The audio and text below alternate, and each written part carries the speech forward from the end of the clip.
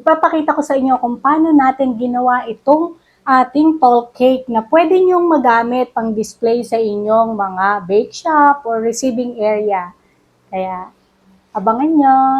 So ayan guys, ito na yung inyong pinakaiintay, yung ating paggawa ng napakataas na cake natin na hindi nyo na gagamitan ng fondant. Yes, ang kailangan nyo lang is a cake box, mga cake board, and then kung meron kayong mga tira-tira dyan na mga pinagkartonan, halimbawa yung mga rep nyo or washing. And then, bakatin nyo lang siya guys. Ang mga sizes nito is 14, 12, 10, 8, 6. Ang height ng bawat cake or bawat dami natin is 10 inches yung ating pinaka-height. So, ganyan lang. Bakatin nyo lang siya guys ng ganyan. And then, yung para kayong gagawa ng cylinder. And then, syempre, kailangan nyo siya guys palamanan sa gitna, katulad niyan.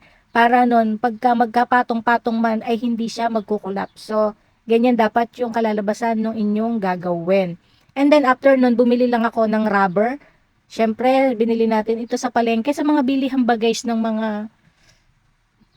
upholstery, parang ganon. Yan na malaki na yan guys. Ang bili ko lang dyan is 150 pesos. So, bumili lang kayo kung anong kulay yung gusto nyo. And then, ganyan lang. Tapos, parang ang gagawin nyo dyan is paneling method. Yung para lang tayong gumagawa ng fondant. Siyempre dyan is rubber lang yung ating gagamitin. Ang pinandidikit ko dyan guys is pwede kayong gumamit ng glue stick or yung glue gun or rugby. Ayan. Ganun lang. So, 'di ba?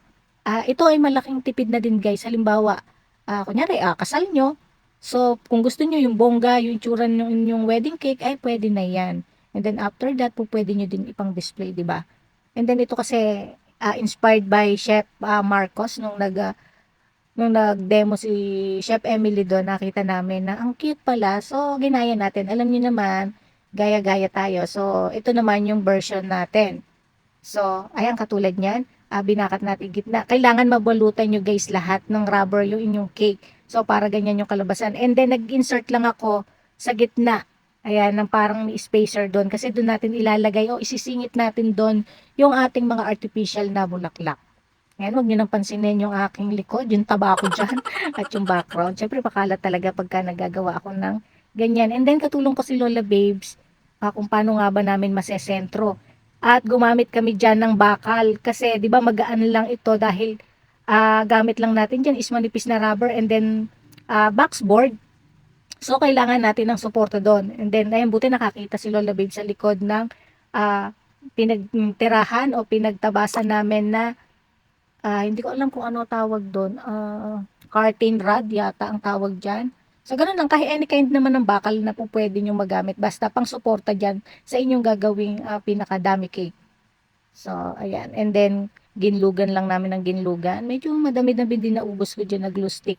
So, worth it naman siya, guys. Ayan. O, diba? Napakagaan lang, guys, na to. And then, yung pinaka-board na ginamit o yung pinakababa is, ang size is 18 inches. So, nabili ko lang yun, guys, dati pa sa baking store. So, depende sa inyo kung anong mga materials yung gagamitin nyo. Yung sa akin kasi is, ayan, yung boxboard, rubber, dami na styro, and then yung mga luma kong mga board lang ng cake board. And then yung mga ginawa ko diyang spacer, yung mga luma ko din na dami na styro. So, kanya-kanyang diskarte lang. Kumbaga, pinakita ko lang sa inyo kung paano yung way ko and then po pwede kayong gumawa ng sarili nyong version. Ayan. So, habang ginagawa ko nga yan guys, nagla-live ako kasi parang naiinip kasi ako nun. Kaya, ayan, habang nagtatrabaho tayo, masarap din ng may kachismisan talaga. So, dito is, gumamit lang ako ng hindi masyadong makukulay na bulaklak. Parang gusto ko kasi mga aesthetic lang o yung parang rustic lang yung itsura ng ating cake. Ayan. So, sa mga artificial na bulaklak naman, madami naman kayong mabibilan yan sa mga Unitap, DB Mart, Besco, or Novo, ganon.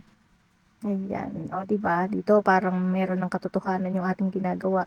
So, kailangan hanapin nyo yung magandang mukha ng inyong cake para yun yung magiging harap ng inyong cake. Yun yung, dun kayo magpo-focus. Kasi okay lang naman na walang masyadong design yung likod nyo. Kung ilalagay nyo lang siya guys sa pinakasulok ng inyong bake shop or receiving area. So, ito na ang finished product ng ating ginawa.